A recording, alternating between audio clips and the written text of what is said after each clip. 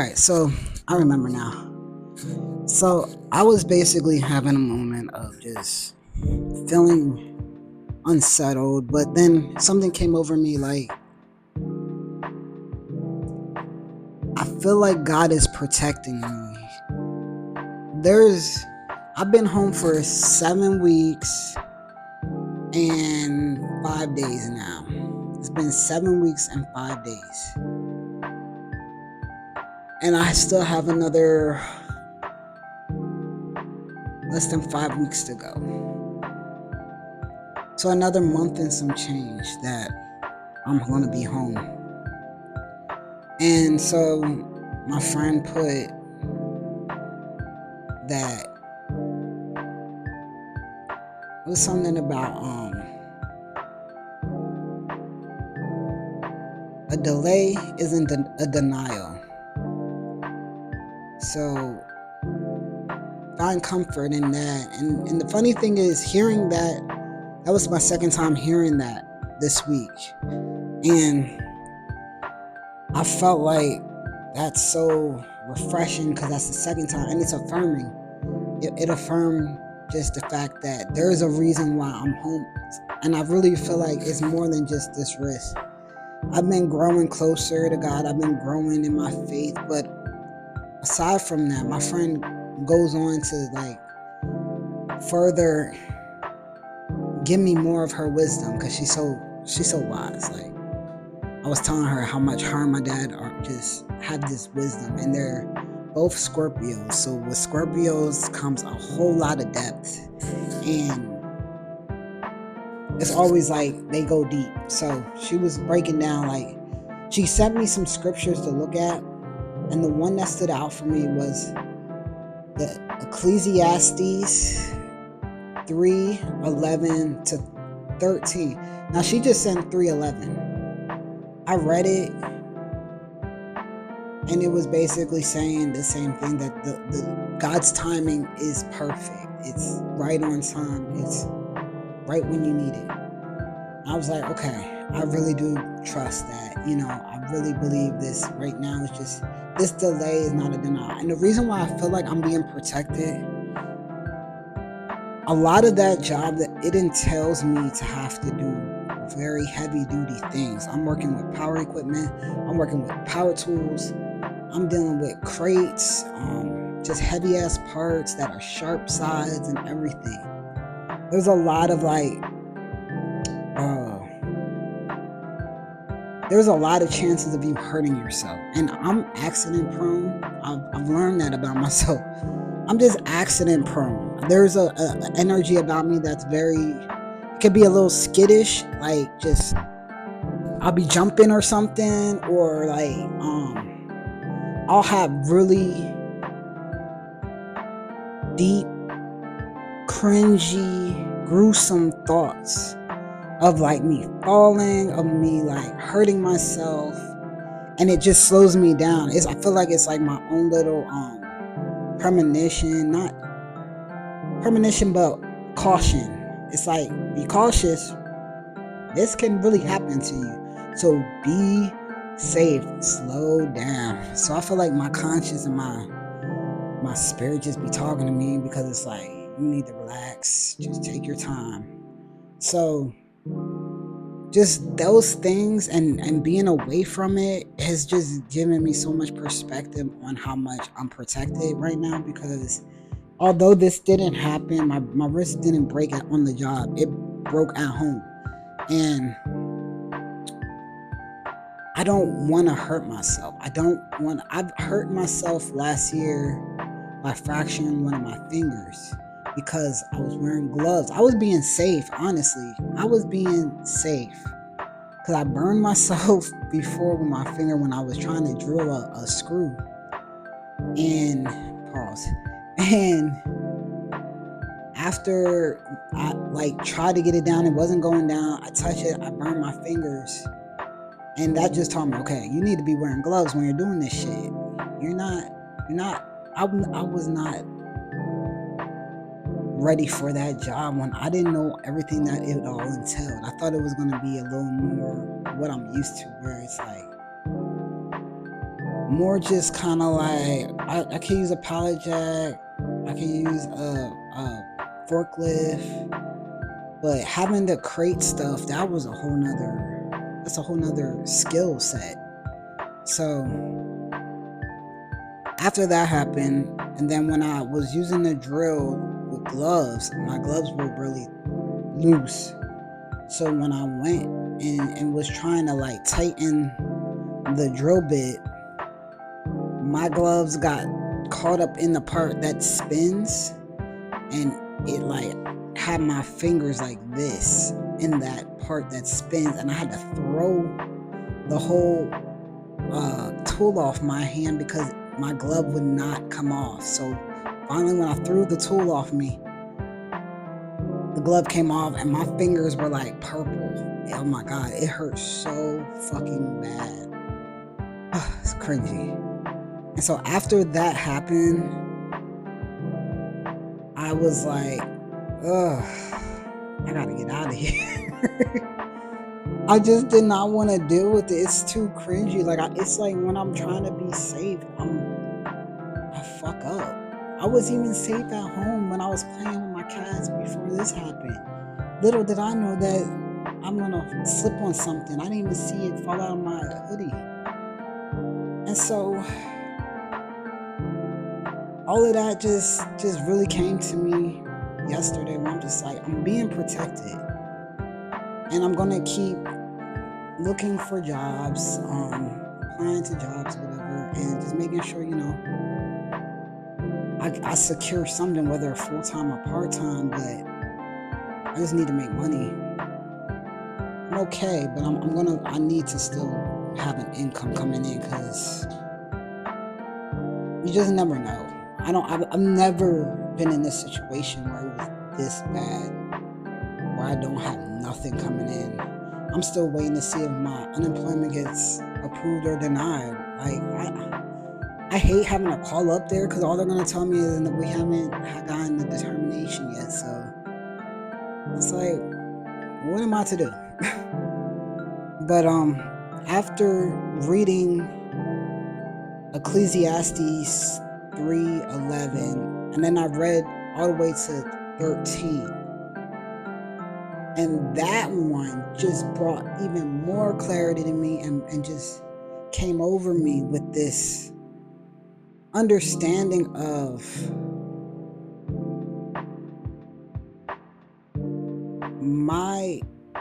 my ego ran my life, man. My ego ran my life.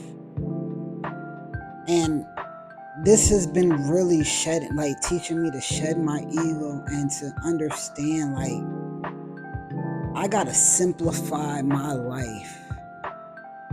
And there was they have questions in the book that I read at the end to kind of just discuss or think about or write down and answer.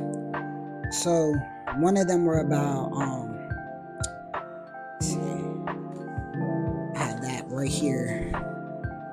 It said, is there something God is prompting you to do by an inner nudging? What is it? Have you noticed the inner prompt growing stronger as time passed?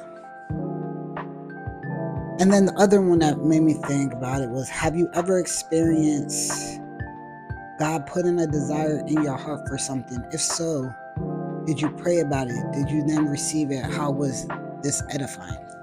So those two questions really stood out to me. The first one, the nudging part, was to get back to church. I needed to get back to church. I needed to just put myself out there amongst people again, because I've been home for so long by myself. The only time I'm really around people is when I go to the grocery store, go to the doctor's office, or go to my friend's place. And that's very far and few in between. But as far as the second question, the desire that God put in my heart is the desire to tell stories.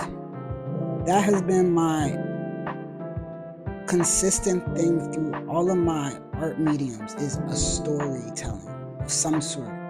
I really always felt like it's important for us to share our stories. Why? This is why the blog came to be. I want to be able to like connect with people, and I want to be able to give people something to connect with and know that if they're going through it, it's going to be okay, and find ways of how to handle it. And I'm literally living it. I'm living and breathing my adversity, but I'm getting through it. And with that question, it just made things simpler for me, because the desire in my heart is always to tell the stories. And what am I doing? I am telling my story through vlogging. I've created another mini vlog series that I started. It's called Deep Dive, and that's more specific to my experiences that I'm just reflecting on and kind of going deeper into specifically for that. Unlike this is more like real time recapping and things I'm learning from as I'm going through it. So with just this desire to tell stories, I'm writing a script right now. I've written the first one, the TV pilot. I actually applied to this program that Lena Waithe is doing, that my friend put me onto, and with that, I submitted my TV pilot. Now, my TV pilot ain't perfect at all. I don't even know what you want to call it. It's a script. It is a script. It's a legit script. It might not be the perfect structure, but it's a script. There's a story in it, and there's something to look forward to. I left it on a cliffhanger. This other script I'm writing is a movie script, a film. I want to do either a short film or just I forgot what they call it, a feature film, I guess. But I don't want it to be super long. I just kind of want it to be something that's maybe like 45 minutes to an hour and a half ish, if possible. I'm already 10 pages in. I was working on that today. But back to what I was talking about. My storytelling is what's important. So I thought about the fact that most people, how they get ahead, how they succeed, is by doing the smallest task, but the one that's closest to their heart. So like if someone's a writer or a musician is going to create music and put it out, go perform open mics. They just want to be a musician. They're not looking to be signed. They're not trying to be signed, but if there's an opportunity, they'll look into it, and if it's legit, maybe take them up on the offer. But for me, I was in search of this life of entrepreneurship. I bought all this equipment, trying to work on merchandise, trying to work on movies, trying to work on music, trying to work on this vlog, trying to go back to school, trying to just do all this shit. And I'm wondering, why the fuck can't I get ahead? Why can't I get ahead? Why does it seem like everybody's getting ahead and I'm still here struggling to be successful with one thing? Well, I'm spread thin. I'm spread way too thin. And the epiphany hit me from reading Ecclesiastes 13, which was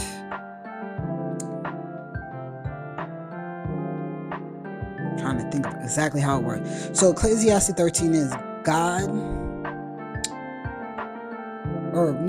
we should be enjoying our food, enjoying our drinks, and enjoying our work, because those are the gifts God gave us.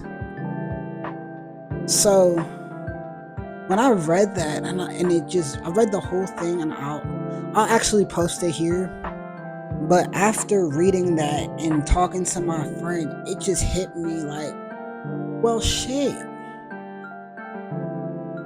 These are the things that I really enjoy doing, to be honest with you. I enjoy doing, I enjoy cooking. I really love cooking. I enjoy having my wine and charcuterie. I do a ghetto charcuterie, but hey, it's wine and cheese, period.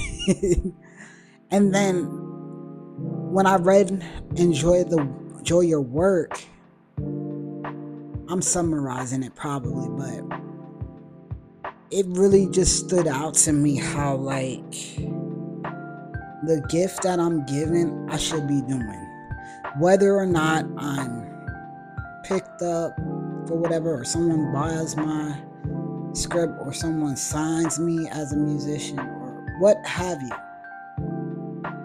It's just so important to just enjoy those little simple things that God gives us, because they can easily be taken away. Like, you never realize how important something is until it's removed from your life, out of your control. So, like, I'm sure anyone that was locked up, that served time and made a really bad decision, wishes that they can not have done that, and not have wasted their time in lockup. Some people see it as a blessing. Some people see it as it saved their life, and they wouldn't take it back for how it all worked out. And I understand, like, that it just made your life that much better, because it had you sit and think. And this is having me sit and think. I'm not in lockup right now. I can go wherever I please. I can go do pretty much whatever I want. That's free, of course. But having these small things in life make all the difference of just your perspective. Like, just me being so hard on myself and feeling down on the fact that I'm not making money, I'm not able to go out, I'm not able to do this, I'm not able to do that. But then I'm like, but I have so much time on my hands that I can do things, I can accomplish things. And so as I'm like writing and stuff now, it's like, this is such a freedom to be able to sit, have the time to create, and just take it in, take in the moment, not have to be anywhere. Like, today I was supposed to go to this rally that I told y'all about. I didn't go. And the reason why I didn't go, I woke up around like after 9 o'clock. I'm someone that I take my time in the morning. I don't like having to rush out the door, and I wasn't all the way rested. So I felt like if I would have went there, and it just would have, I just couldn't get myself out of the house soon enough. So I ended up missing it. I'm sure there'll be other rallies to be able to join, and I'm gonna get out there. But I just sat on the couch, and I'm like, I don't have to be nowhere. So I sat there, I was watching some YouTube, drinking more coffee, enjoying just my time in that moment, because it felt good. I sat out on my balcony last night. But yeah, so just that epiphany of these little gems and things that matter to me, because I could seriously not have time and not be able to do any of this. Like, and God is blessing me with time. God is blessing me with healing. God is blessing me with using my gifts. I'm not sitting just at home, like, sleeping all day, getting fat. Like, no, I have my little bit of gym equipment that I can use here. I have access to a gym too. But don't take for granted those things where you feel like you're missing out on something. You really ain't missing shit. If you're given the gift of time, take advantage, is what I'm saying. take advantage. Because people, like I've seen just on those TikTok videos of people talking about how, oh, working from home ain't all this cracked up to be. You gotta deal with people, this, that, and the third. But if you really think about those people who work from home and all these other people that gotta go back to the office, yo, you really got it good. Despite the people that you gotta deal with for 8 hours on your ear, you still got it good because you don't gotta go into your car, go to work, commute, or anything. You get to stay home. You get to have the convenience of being home. You ain't gotta go nowhere. You got the bathroom to yourself. You got your kitchen to yourself. You have your space to yourself. Like, it's just that those little freedoms, man. You gotta appreciate them while they're here, because once they're gone or taken away from you, you're gonna sit there and wish you still had them. So that's pretty much all I had to talk about. I really just want to say thank you for whoever supports me, all my friends. Appreciate y'all. Like, share, subscribe. I don't really like having to say it, but I'm gonna say it. Like, share, subscribe, because it'll help out with everything, the algorithm and all that stuff. So continue to support. Please ask questions if you want. I'm an open book. I got the time. So yeah, this has been a humble good time. I am in the hero. Peace.